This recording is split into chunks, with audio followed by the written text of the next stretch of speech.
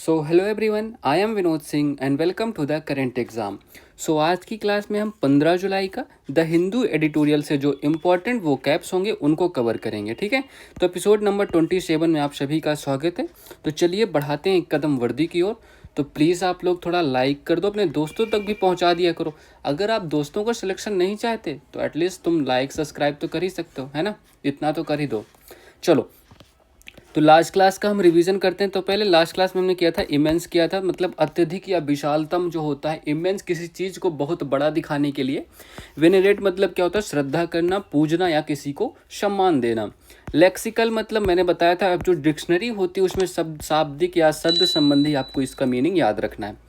रिक्वाइट मतलब क्या होता है? बदला देना। मतलब बदला देना वैसे कि जैसे आप किसी ने आपको एहसान किया आप पर और आपने उसको एहसान वापस कर दिया, किसी ने आपको ऋण दिया आपने वापस कर दिया। प्रतिफल देना, प्रत्युपकार करना, उपकार का बदला प्रत्युपकार करना। इस पूरी इस मतलब झूठा, नकली या मतलब जो जाली नोट वगैरह समझ लो, जाली नोट होते हैं ना, नकली नोट, वैसे तो नकली, असत्य। चलिए, तो आज की क्लास का पहला वर्ड है, देखिए, बैफलमेंट। बैफलमेंट मतलब ये तो आपको कई बार होता है, आप जब एग्जाम में होते हो ना, भ्रमित हो जाते हो आप लोग। The state of being completely confuse. Confusion होता है भैया, इसमें नाम बताना है कि इसका गांव लिखना है ना। तो पजल्ड और नॉट अंडरस्टैंडिंग समथिंग मतलब कुछ चीज़ें समझ में ना आना। मतलब इस बच्चे को देख रहे हो कैसा चकाचौंध लग रहा है, जैसे साल भर पढ़ते नहीं हैं, फिर ऐसे ही लगता है एग्जाम पेपर देखा, अरे भाई ये भी आ गया। चलो, तो देखो हिंदी अर्थ क्या है? उलझन या किसी भ्रम में पड़ना, चकित स्थिति या हैरान हो जाना, है ना। जैसे आप अपने एक्स को देख किसी और के साथ देख के आंखें खुली रह गई, मुंह खुला रह गया, हैरान हो गया, है ना। तो एग्जाम्पल्स देखिए, his strange behaviour caused bafflement among his friend मतलब उसके अजीब व्यवहार ने उसके दोस्तों में उलझन पैदा कर दी। आप अपने दोस्तों के बीच जाओ, ऐसे कुछ नाटक साटक करें, अरे दोस्त तो पागल हो जाए, ऐसे देखते रह जाए, है ना। तो बैफलमेंट मतलब बैफल करना, उलझन होना, भ्रम में रहना। The magician's tricks filled the audience with bafflement मतलब जादूगर के करतबों ने दर्शकों को चकित कर दिया। ठीक है, चलिए अब इसी के सिनोनिम्स देखते हैं, आइए। कन्फ्यूजन, कन्फ्यूजन मतलब भी सेम होता है, उलझन। बीवाइल्डरमेंट मतलब भ्रम। परप्लेक्सिटी मतलब पेचीदगी। पजलमेंट पहेली जैसी स्थिति। मिस्टिफिकेशन मतलब रहस्य जैसे। मिस्टीरियस मतलब रहस्यमयी होता है ना। मिस्ट्री मतलब रहस्य होता है, तो मिस्टिफिकेशन रहस्य जैसी स्थिति। अब एंटोनियम्स देखो, विपरीतार्थक शब्द। तो क्लैरिटी हो गई, स्पष्टता। अंडरस्टैंडिंग समझ हो गई। कॉम्प्रिहेंशन मतलब बोध हो गया। सर्टेनिटी मतलब निश्चितता। चलिए, तो वर्ड नंबर 2 के लिए देखिए, रिवैम्प। वर्ड नंबर 2 है रिवैम्प। रिवैम्प मतलब क्या होगा सर? तो मतलब सुधार करना। टू इम्प्रूव, रिनोवेट और give a new and improved form to something मतलब किसी चीज़ को आप सुधारते हो, मतलब रिनोवेट मतलब उसको वापस से बनाते हो, जैसे पहले जैसी स्थिति में लाने के लिए।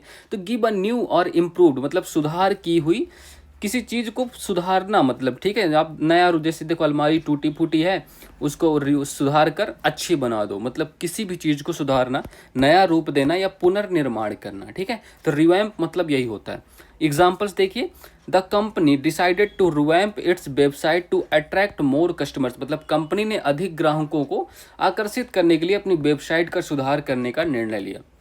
अब दूसरा देखिए, the school building was revived after years of neglect मतलब स्कूल की इमारत को कई वर्षों की उपेक्षा के बाद नया रूप दिया गया। ठीक है, तो रिवाइम्प मतलब अब मरम्मत करना, पुनर्निर्माण करना, नया रूप देना, सुधार करना। ठीक है, ये ध्यान रखिएगा। सिनोनिम्स देखिए इसके, तो रिनोवेट हो गया पुनर्निर्माण करना। रीडिजाइन मतलब पुनः डिजाइन करना। मॉडर्नाइज मतलब आधुनिकीकरण करना। आधुनिकीकरण वही होता है ना, जब आजकल की जो लड़कियां हैं, लड़के हैं, वो आधुनिकीकरण की ओर बढ़ रहे हैं, मतलब अपने आप में बदलाव चाहते हैं। वो अपने माता पिता से कहते हैं, नहीं अब आपका ज़माना नहीं रहा, अब हमें चाहिए स्मार्टफोन। 9-10 वाले बच्चों, अब वैसे टीचर भी अब प्रमोट करते हैं online education, online education, but बच्चे ऑनलाइन एजुकेशन के नाम पे क्या करते हैं? अपडेट मतलब क्या होता है? अद्यतन करना।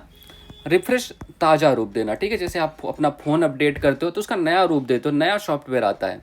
एंटोनियम्स देख लीजिए, र्यून मतलब बर्बाद करना, डैमेज क्षति पहुंचाना, डिग्रेड गिरावट लाना, डिस्ट्रॉय मतलब नष्ट करना। ठीक है, आइए, तो वर्ड नंबर 3, फीस्टी। फीस्टी मतलब क्या होगा यार? ये तो तुम्हें पता होगा, जोशीला, फुल ऑफ एनर्जी मतलब जो कि तुम हमेशा होते हो, है ना, बट पढ़ाई के टाइम पे नहीं। तो कॉन्फिडेंस, एनर्जी होगा, कॉन्फिडेंस होगा, डिटर्मिनेशन होगी, ऑफन शोइंग स्ट्रॉन्ग स्पिरिटेड, ठीक है, तो मतलब aggressive behaviour specially in a lively और अ बोल्ड वे, मतलब साहसी तरीके से निडर रहना, आक्रमणकारी, ठीक है, मतलब तैयार रहना हर चीज़ के लिए, जोशीले अंदाज में, तेज तर्रार। देख रहे हो इस बच्ची को, ऐसे ही।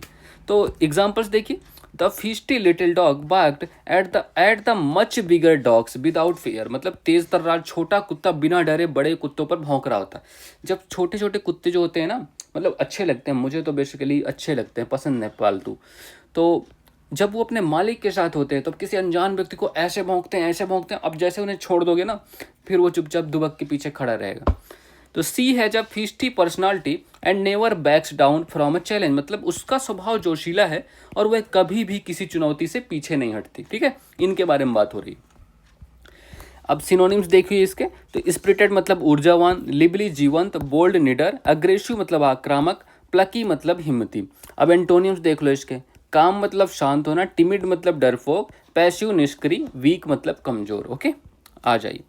तो वर्ड नंबर 4, स्कफल। स्कफल मतलब क्या होगा सर? स्कफल का मतलब क्या? अ शॉर्ट कन्फ्यूज्ड फाइट, मतलब आपको पता नहीं क्यों लड़ना है, बट आपको सामने वाले के रिएक्शन पर रिएक्शन देना है। और स्ट्रगल यूजुअली विदाउट वेपन्स, मतलब बिना किसी हथियार के आप थोड़ा बहुत जो झीण झपट्टी हो जाती है ना अपने दोस्तों के साथ, कलर वलर पकड़ लेते हो। बचपन में ऐसा बहुत होता है, मेरे साथ तो बहुत हुआ एटलीस्ट। आप लोग कैसे हो वो तो किसी किसी का नेचर होता है ना, शांत होता है, बट यार बचपने में ऐसा करना जरूरी होता है। तुरंत आप एक आपने स्वाभिमान के लिए लड़ जाते हो यार। आपकी एक बॉल चुरा ली उसने, मतलब रूल नहीं माना, ले हम लड़ेंगे। हाथापाई, छीना झपटी, तो इसकी मीनिंग हो गई झगड़ा झटकी, छीना झपटी, हाथापाई, कुछ भी कह लो तुम लोग। तो एग्जांपल्स देखिए, 2 boys got into scuffle over a cricket bat. देखो ये यही तो बात है, 2 लड़के क्रिकेट बैट को लेकर हाथापाई में उलझ गए, है ना। The police broke up the scuffle between the fans, मतलब पुलिस ने प्रशंसकों के बीच हुई झगड़ा झटकी को रोक दिया। जैसे मान लो आरसीबी वाले मुंबई या सीएसके से भिड़ गए, है ना, फैन से आपस में भिड़ जाते हैं, कई बार होता है यार ये। चलिए, तो सिनोनिम्स देखिए इसके, फाइट मतलब लड़ाई, ब्रॉल मतलब मारपीट, स्ट्रगल संघर्ष करना, आपस में झगड़ झपट्टी, टसल मतलब कुश्ती, क्लैश मतलब संघर्ष। इसी के विलोम शब्द देखिए, पीस मतलब शांति, काम मतलब शांति स्थित, एग्रीमेंट मतलब सहमति, हार्मनी मतलब सद्भाव। ओके, चलिए। Word number 5, vigilance. विजिलेंस ये आपने कई बार देखा होगा, रोड पे लिखा रहता है सीसीटीवी कैमराज के नीचे, तो हर जगह आपने इसको देखा होगा। तो विजिलेंस होता क्या है सर? तो द एक्शन और state of keeping careful watch, मतलब किसी पर नज़र रखना, फॉर पॉसिबल डेंजर और डिफिकल्टी, मतलब किसी दुर्घटना से बचने के लिए लोगों पर या किसी पर नज़र रखना, जैसे जो चौकीदार का काम होता है। सतर्कता, चौकसी, सावधानी, निगरानी, तो वो आप टार्च लिए रहता है ना, निगरानी रखता है इधर आसपास। सतर्कता, चौकसी, सावधानी, निगरानी, इसकी हिंदी मीनिंग होगी विजिलेंस की। तो एग्जांपल्स देखिए, the security guard maintained vigilance throughout the night, मतलब सुरक्षा गार्ड ने पूरी रात सतर्कता बनाए रखी। Constant vigilance is required to prevent accident, मतलब दुर्घटनाओं को रोकने के लिए निरंतर सतर्कता आवश्यक है। ओके, चलिए। सिनोनिम्स देख लीजिए, अल्टरनेस मतलब चौकसी हो गई, वॉचफुलनेस मतलब निगरानी हो गई, कॉशन मतलब कॉशन मतलब सावधानी हो गई, अटेंशन मतलब ध्यान देना। अब एंटोनियम्स देख लो इसके, तो केयरलेसनेस मतलब लापरवाही होती है, ठीक है। तो निगलेंस मतलब उपेक्षा करना, इन अटेंशन मतलब ध्यान देना, ध्यान न देना, सॉरी, ठीक है। चलिए तो आज के आइटम्स एंड फ्रेजेस करते हैं, ठीक है। तो प्ले इट बाई ईयर, मतलब अब तुम कानों से कैसे खेल सकते हो, यहाँ है प्ले इट बाई ईयर, इसकी एग्जैक्ट मीनिंग तो ही होगी, बट इसका मीनिंग क्या होता है? डिसाइड और act spontaneously based on the situation. Based on the situation मतलब प्ले इट बाई ईयर, समझ रहे हो दोनों का कनेक्शन? मतलब जैसा आप देखो सुनो वैसा ही एक्ट करो, जैसी आप सिचुएशन है उसी के बेसिस पे आप एक्टिंग करो, मतलब जो आपको करना है, कार्य करना है, ठीक है। तो इसका मतलब ये हो गया। क्विक एज फ्लैश मतलब बहुत ही तेज, वेरी फास्ट, क्विकली, ये तो आपको पता ही होगा। Rome was not build in a day, मतलब जो रोम शहर है, रोम शहर के बारे में इसमें बात की गई है। तो रोम शहर एक दिन में नहीं बन गया, इसका मतलब क्या हो गया बेटा कि great things take time to achieve, मतलब आपको काम बहुत दिन तक करना पड़ेगा, और कई बार तो ऐसा होगा कि आपको कोई रिजल्ट नहीं मिलेगा, मे बी आपको निगेटिव रिजल्ट भी कई दिन मिलेंगे, बट आपको लगातार करते रहना है, ठीक है। आप करते रहोगे तो अचीव करोगे ही। तो ग्रेट थिंग, पहले देखो रोम को बनाया होगा, पहले उसमें कचड़ा ही रहा होगा, अब आप आज देखो रोम शहर को, तो कुछ दिन आपको सहना पड़ता है इनिशियल स्टेजेस पे, मेनली यही होता है। से कलेक्ट मतलब हरी अप और मूव क्विकली, मतलब पैर हिलाओ, मतलब चलो जल्दी उठो, चलो निकलो, है ना। Taste of your own medicine मतलब अपनी दवा का टेस्ट खुद करना, मतलब experience the same negative treatment you have given to others, मतलब जैसा आप दूसरों के साथ बर्ताव करते हो तो किसी ने आपके साथ बर्ताव किया तो आपको पता चला यार कैसा लगता होगा, तो इसे मतलब अपनी दवा का खुद स्वाद लेना। चलिए तो फ्रेजल वर्ब्स करते हैं आज की। तो अकाउंट फॉर मतलब क्या होगा सर, तो अकाउंट फॉर मतलब एक्सप्लेन करना, गिव अ रीजन फॉर मतलब किसी का कारण बताना, एक्सप्लेनेशन मेनली आपको ध्यान रखना है, ठीक है। स्ट्राइक बैक क्या होगा, रेसिप्रोकेट, रिस्पॉन्ड, रिएक्ट मतलब प्रतिक्रिया देना, रिस्पॉन्ड करना, रिएक्ट करना। गिविन क्या होता है, गिविन मतलब गिविन का मतलब भी गिव अप जैसा ही होता है, मतलब छोड़ देना, त्याग देना, वापस आना, गिव अवे, ठीक है। सिंगल आउट, सिंगल आउट मतलब खूब सारी चीजें आपसे उनको कहा कि सिंगल आउट करो, तो मतलब सेलेक्ट, पिक आउट मतलब इनसे चूज करो।